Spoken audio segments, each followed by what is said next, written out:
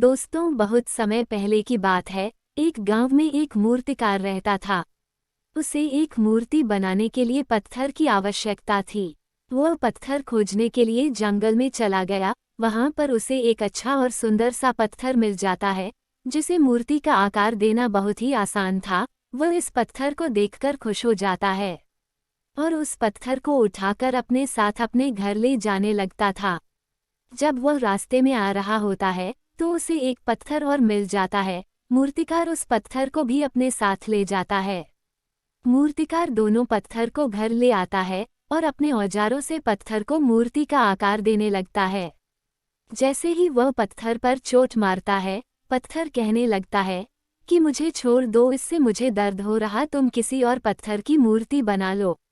अगर तुम मेरे ऊपर ज्यादा चोट मारोगे तो मैं टूटकर बिखर जाऊंगा।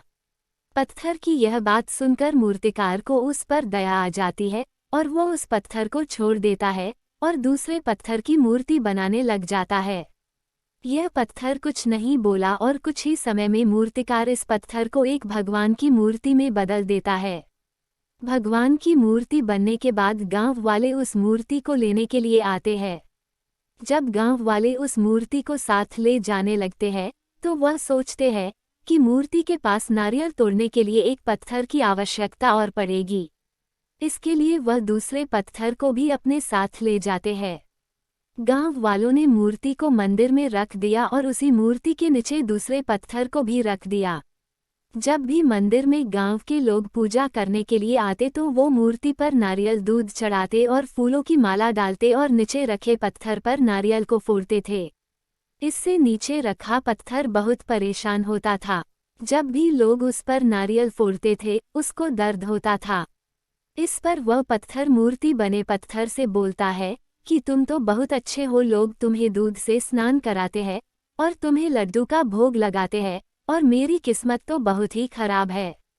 इस बात पर मूर्ति वाले पत्थर ने जवाब दिया कि मूर्तिकार तो तुम्हें मूर्ति बनाना चाहता था, लेकिन तुमने दर्द की वजह से इनकार कर दिया। अगर तुम उस समय ऐसा नहीं करते तो शायद आज मैं तुम्हारी जगह पर होता और लोग मेरे ऊपर नारियल फोड़ रहे होते।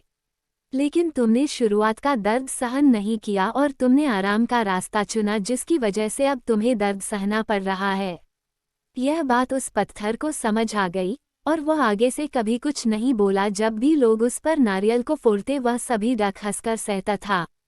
जब लोग मूर्ति को लड्डू का भोग लगाते थे तो उस पत्थर पर भी लड्डू का भोग लगाते थे। तो दोस्तों, इस कहानी से हमें यह सीख मिलती है कि हमें कभी भी किसी भी कठिन से कठिन परिस्थिति में घबराना नहीं चाहिए, क्योंकि शुरुआत में हमारे जीवन में कठिनाइयां आती है लेकिन बाद में सब कुछ ठीक हो जाता है। जो व्यक्ति शुरुआत की कठिनाइयों को सामना करके आगे बढ़ जाता है उसका आने वाला जीवन पूरा सुखमय हो जाता है और वो आदमी अपने साथ साथ अपने परिवार के लोगों के सभी सपने पूरे करवाता है और एक दिन वो बहुत बड़ा आदमी कहलाता है। तो दोस्तों, कैसी लगी डरपोक पत्थर की कहानी? तो एक लाइक करना तो बनता है ना। तो वीडियो को लाइक करके चैनल को सब्सक्राइब कर लीजिए और घंटी को दबाकर ऑल पर सेट कर लीजिए ताकि आने वाली हर वीडियो आपको